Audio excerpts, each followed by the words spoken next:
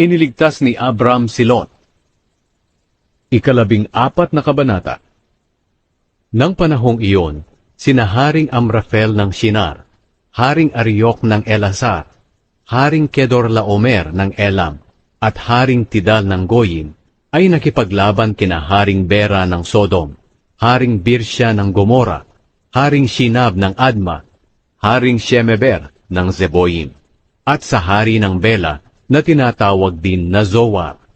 Nagtipon ang 5 haring ito kasama ang kanilang mga sundalo roon sa lambak ng Sidim, na tinatawag ngayon na Dagat na Patay. Ang mga haring ito ay sinakop ni Kedorlaomer sa loob ng 12 taon, pero nang 13 taon, nagrebelde sila laban sa kanya. At nang 14 na taon, tinalo ni Kedorlaomer at ng mga kakampi niyang hari ang mga Refaimeo sa Ashterot Karnaim, ang mga Zusita sa Ham, ang mga Emita sa kapatagan ng Kiryataim, at ang mga Hurita sa bundok ng Seir hanggang sa El Paran na malapit sa disyerto. Mula roon, bumalik sila at nakarating sa En Mishpat na tinatawag ngayong Kadesh, at sinakop nila ang lahat ng lupain ng mga Amalekita at mga Amoreo na nakatira sa Hazazon Tamar.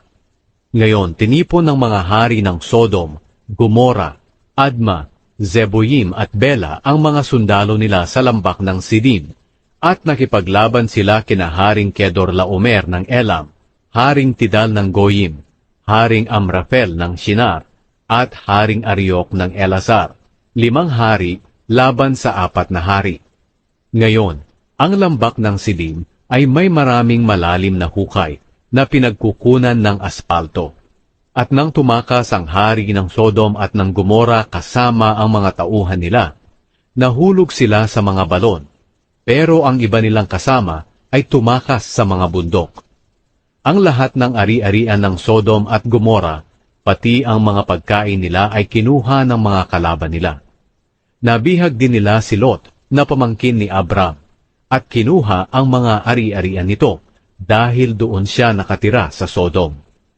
Pagkatapos itong makuha ng mga kalaban, umalis agad sila.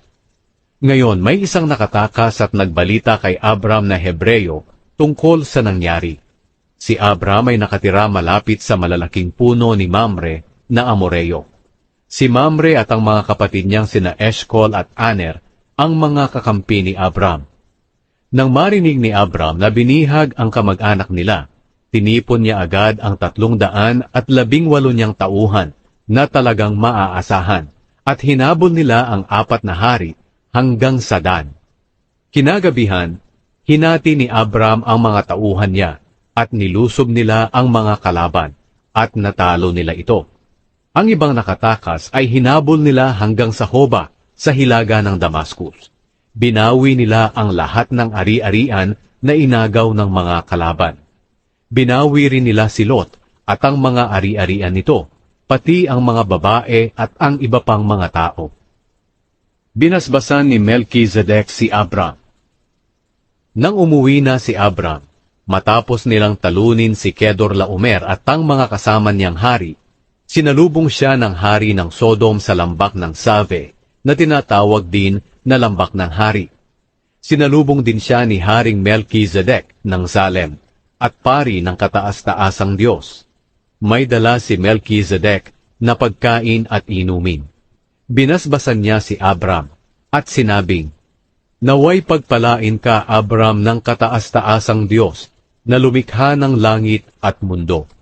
Purihin ang kataas-taasang Diyos na nagbigay ng tagumpay sa iyo, laban sa mga kaaway mo."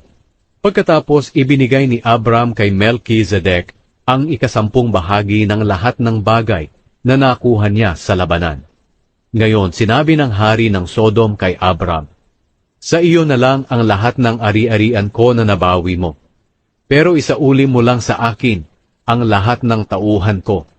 Pero sinabi ni Abram sa hari ng Sodom, "Isinusumpa ko sa harapan ng Panginoon, ang kataas-taasang Diyos na siyang lumikha ng langit at mundo, na hindi ako kukuha ng kahit anumang ari-arian na galing sa iyo, kahit sinulid o kaya'y tali ng sandalyas, para hindi mo masabing ikaw ang nagpayaman sa akin. Hindi ako tatanggap ng kahit anuman para sa sarili ko. Ang ituturing ko lang na natanggap ko ay ang mga kinain ng aking mga tauhan, at pabayaan mo lang sina Aner, Eshcol at Mamre, na sumama sa akin sa pagkuha ng bahagi nila sa mga bagay na nakuha mula sa labanan.